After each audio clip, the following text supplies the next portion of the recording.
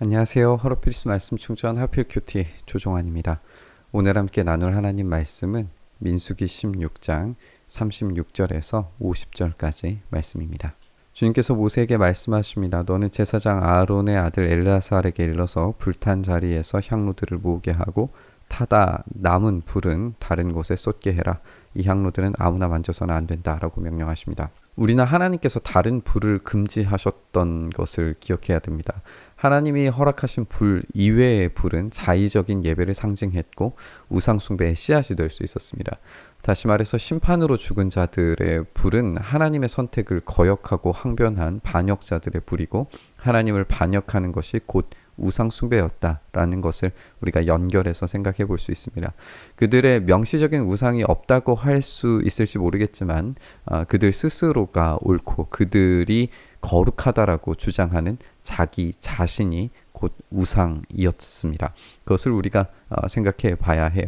그 향로를 가지고 있던 사람들은 죄를 짓고 목숨을 잃었지만 그 향로는 그들이 주 앞에 드렸던 것이므로 이미 거룩하게 된 것인 만큼 향로를 망치로 두들겨 펴서 제단에 씌우도록 해라.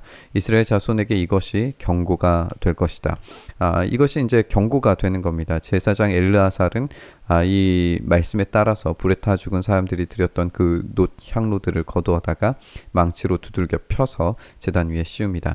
엘르아살은 주님께서 모세에게 시켜 말씀하신 대로 다 합니다. 이렇게 한 것은 아론 자손이 아닌 다른 사람들은 어느 누구도 절대로 주 앞에 가까이 가서 분향할 수 없다는 것과 누구든지 그렇게 했다가는 고라와 그와 합세했던 사람들처럼 된다는 것을 이스라엘 자손에게 상기시키려고 하는 이 경고다라고 하는 이야기입니다.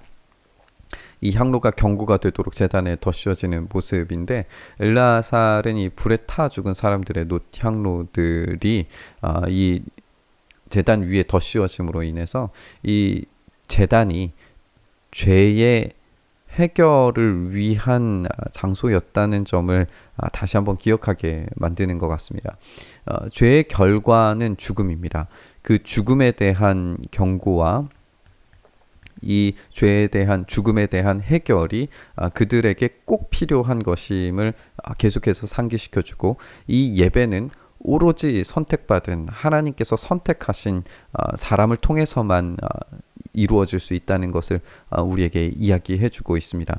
죄의 해결과 이 죽음에 대한 극복은 오로지 하나님의 선택과 하나님의 방식을 따르지 않으면 결코 해결될 수 없다는 것을 우리에게 이야기해 주는 거죠. 이것이 매우 중요한 경고이고 이것을 따라서 그들은 이제 하나님께서 이 모든 것들을 명령하시고 수행하고 계신다는 사실에 대해서 깊이 생각해야 했습니다. 그러나 이들의 이 배반에 대한 이 뿌리가 얼마나 깊었는지 이튿날 바로 다음 날입니다.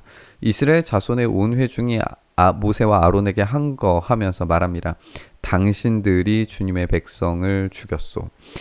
이스라엘 자손들의 이 회중은 아직도 반역을 꿈꾸고 있고 있는 것 같습니다. 그들은 주님의 백성을 죽인 주체가 모세와 아론이라고 그렇게 이야기하고 있지만 명백히 그들 스스로가 반역의 가담자였음을 스스로 증명하고 있는 겁니다. 왜냐하면 주님의 백성이라고 말하는 이 반역자들에 대한 심판 행위는 모세나 아론이 한 게 아니라 하나님께서 하신 일이기 때문에 그렇습니다. 하나님께서 하신 일을 당신들이 죽였다라고 이야기하면서 하나님의 일을 인간의 일로 격화시키고 있는 거죠. 그러니까 자신들이 의롭고 자신들이 옳고 자신들이 맞다라고 이야기하는 자의적인 자신 스스로가 하나님이 되어버린 그런 우상숭배자들이라는 걸 우리가 여기에서도 발견하게 되는 겁니다. 이렇게 온 회중이 모세와 아론을 규탄하고 있을 때 모세와 아론이 회막 쪽을 바라봅니다. 회막에 갑자기 구름이 덮이고 주님의 영광이 거기에 나타나게 됩니다. 모세와 아론이 회막 앞으로 가니 주님께서 모세에게 말씀하십니다. 너희 두 사람은 회중에게서 떠나라. 내가 그들을 순식간에 없애버리겠다. 고라의 자손 장막에서 회중이 떠나야 했었다는 사실을 우리가 기억을 해봐야 됩니다. 이 고라의 장막에서 분리되어야 했던 것은 이 죄에 대해서 떠나는 것이고 그들과 가담하지 않겠다라고 하는 선언이었던 것처럼 지금 이 두 사람은 회중에게서 분리되고 떠나야 됩니다. 그들은 죄에서 분리되어야 살 수 있습니다. 두 사람의 이 엎드려짐은 하나님의 이 심판에 대한 지금 당장 일어나게 될 어떤 일들에 대한 예고였습니다. 이들이 엎드림으로 말미암아서 이 심판은 반드시 수행될 일이 되었습니다. 이때 모세가 아론에게 말하기를 형님께서는 향로에 제단 불을 담고 그 위에 향을 피워서 빨리 회중에게로 가서 그들을 위하여 속죄의 예식을 베푸십시오. 주님께서 진노하셔서 재앙이 시작되었습니다. 라고 이렇게 이야기합니다. 모세는 아론에게 지금 회중 가운데로 들어가라고 지시합니다. 아론은 죽음을 각오하고 회중 가운데로 들어가야 돼요. 지금 이 회중은 죽음을 당하고 있는 중이고 아론이 이 죽음의 공간 그 한가운데로 들어가야 된다는 거예요. 향로에 담긴 불은 죄를 태워서 속죄를 구하는 그런 불인데 아론은 향로를 가지고 회중에게로 달려가서 회정 가운데 서게 되는 겁니다. 이로써 아론은 죽음을 각오하고 이 가운데 들어가서 이 예배를 드려야 하는 거예요. 아론이 모세의 말을 듣고 향로를 가지고 회중에게 달려갑니다. 백성 사이에는 이미 연병, 이 죽음이 번지고 있었습니다. 아론이 백성에게 속죄의 예식을 베풀어요. 아론이 살아있는 사람과 죽은 사람 사이에 서니 재앙이 그치게 됩니다. 아론이 지금 죽음과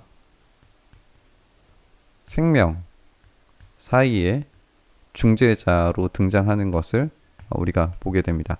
이 아론이 하나님께서 선택한 사람이고 하나님께서 이 행위를 통해서 용서를 베풀고 계신다는 점을 우리가 주의 깊게 생각해 봐야 할 것 같습니다. 아론이 이 살아있는 사람과 죽은 사람 사이에서 속죄의 예식을 드리는 모습은 분명히 예수 그리스도에 대한 사역의 그림자입니다. 그분은 죽을 수밖에 없는 인류를 위해서 살아있는 자로서 죽음 한복판으로 들어오십니다. 원래라면 죽음과 심판이 예수님을 완전히 집어삼켜야지 정상인데 하나님께서는 용서를 하셨고 십자가 위에서 달리신 당신의 아들을 통해서 이 속죄와 구원의 은혜를 베푸심으로써 그분께서 다시 살아나시는 것을 경험하게 됩니다. 살아있는 자들은 죽을 운명이었지만 전적으로 하나님의 진노를 거두신 은혜 때문에 살아가는 겁니다. 여기에서 백성들이 한 행위는 아무것도 없습니다. 그들은 죽음이 이미 임박해 있고 죽음이 선고되었고 그 죽음을 경험하고 있는 중입니다. 그런데 하나님께서 용서를 베푸시는 순간 그들 중에서 살아남는 것은 전적으로 하나님께서 이 진노를 거두실 때에 살아남게 됩니다. 그들의 어떤 행위나 노력이 여기에서 발견되지 않습니다. 오로지 하나님의 용서하심만이 그들이 살아있을 수 있는 이유가 되는 거죠. 이 연병으로 인하여서 죽은 사람이 14,700명이나 됐어요. 이 고라일로 죽은 사람의 수는 뺀 것입니다. 재앙이 그치자 아론은 회막 어귀에 있는 모세에게로 돌아오게 됩니다.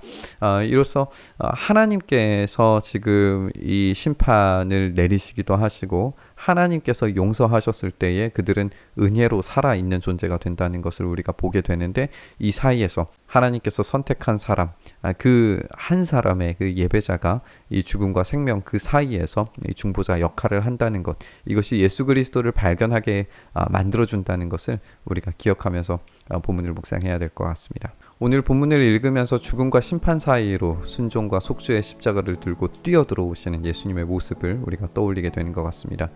우리는 처참한 죽음이 준비되어 있습니다. 우리는 부지불식간에 이 심판의 징계 앞에서 죽어 마땅한 존재로 죽음의 병에 감염되어 있는 상태입니다.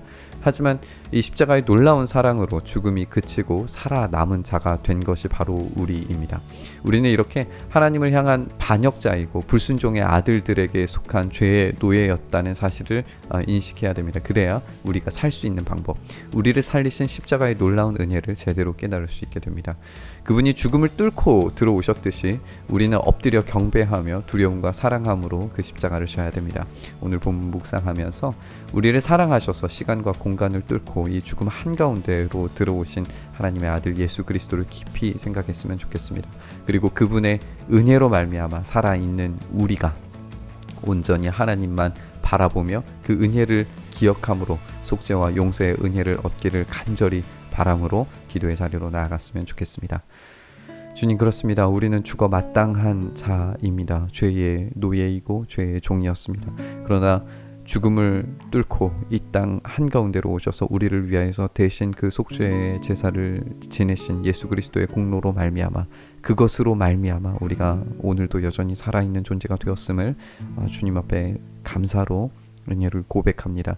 주여, 우리를 살리신 그 은혜에 합당하게 오늘도 살아가게 하시고 배신자들의 그런 자리에 서는 것이 아니라 오로지 합당한 예배자로 온전히 주님 앞에서 서는 우리가 될 수 있도록 역사하여 주시옵소서. 이렇게 우리와 함께 하시길 소망하며 우리 주님 예수님 이름으로 기도드리옵나이다. 아멘.